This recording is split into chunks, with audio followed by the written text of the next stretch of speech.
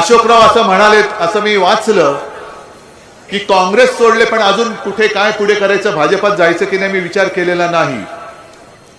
असं जर असेल तर मी पंतप्रधानांना तुमच्या सगळ्यांच्या साक्षीने आणि या चॅनलच्या माध्यमातून सांगतो की जे तुम्ही बोलला होता की शहीदांच्या कुटुंबियांचा अपमान करणारा हा माणूस आहे, मग त्या अपमान करणाऱ्या माणसाला तुम्ही भाजपात घेऊन राज्यसभेत पाठवणार आहात का? कारण तसं जर का केलं तर तुम्ही शहीदांच्या कुटुंबियांचा अपमान केला असं आम्ही मानू.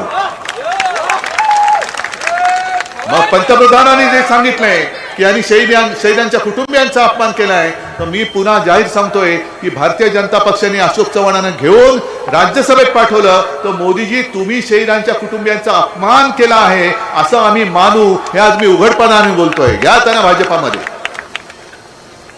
काय चालवलं काय तुम्ही? हा जो काय कारभार चाललाय त्याला काय सरकार म्हणायचं?